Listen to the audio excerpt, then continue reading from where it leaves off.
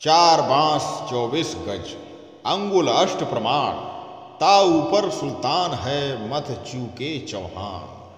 20 शिरोमणि सम्राट पृथ्वीराज चौहान जी की जयंती पर सत सत नमन। नमस्कार साथियों, मैं ध्रुव कुमार दीक्षित और आज पृथ्वीराज चौहान की जयंती है, तो चलिए जानते हैं उनके बारे में कुछ संक्षिप्त जानकारी। उनका वास्तविक नाम पृथ्वीराज चौहान था। उपनाम में उनका भारतेश्वर, पृथ्वीराज तृतीय, हिंदू सम्राट, पिथौरा आदि। उनका जन्म 1 जून 1163 यानी कि आंगल पंचांग के अनुसार, जन्म स्थान पाटण, गुजरात, भारत, और मृत्यु तिथि 11 मार्च 1192 आंगल पंचांग के अनुसार। मृत्यु के समय उनकी आयु मात्र 28 वर्ष थी। धर्म उनका हिंदू था और वंश, परिवार में उनके पिता सोमेश्वर, माता कर्पूर देवी, भाई हरिराज और बहन प्रथा। उनके बारे में कुछ रोचक जानकारी। पृथ्वीराज चौहान का जन्म चौहान वंश के क्षत्रिय राजा सोमेश्वर चौहान और कर्पूर देवी के घर हुआ था। वह उत्तर भारत के 12वीं सदी के उत्तरार्ध में अजमेर यानी कि जिसका पहले नाम था अजय मेरू और दिल्ली के शासक थे।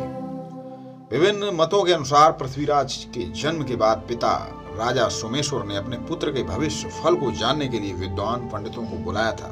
जहां पृथ्वीराज का भविष्य फल देखते हुए पंडितों ने उनका नाम पृथ्वीराज रखा था। पृथ्वीराज यानी कि पृथ्वी का राजा।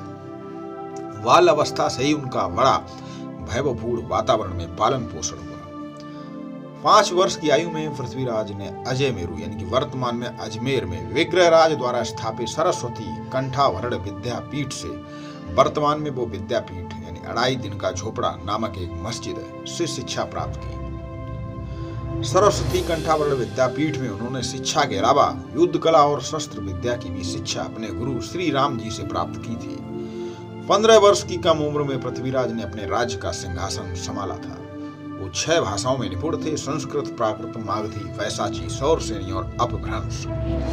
महान कवि चंद्रवरदाई की काव्य रचना पृथ्वीराज रासों में उल्लेख किया गया कि पृथ्वीराज चौहान शब्द भेदने, बाण चलाने, अश्व व हाथी नियंत्रण विद्या में भी निपुण थे। पृथ्वीराज की सेना में घोड़ों की सेना का बहुत अधिक महत्व था, लेकिन फिर भी हाथी सेना और सैनिकों की भी भूमिका रहती थी। पृथ्वीराज ने युद्ध नीति के आधार पर दिग्विजय अभियान चलाया था, जिसमें उन्होंने वर्ष 1177 में भादानक देशी को, वर्ष 1182 में जेजाक भुक्ति शासक को और वर्ष 1183 में चालुक्य वंशी शासक को पराजित किया था। इसके साथ ही पृथ्वीराज के तराइन के 2 युद्ध मोहम्मद गोरी के साथ भी हुए, जिसमें उन्होंने अदम्य साहस और वीरता का परिचय दिया।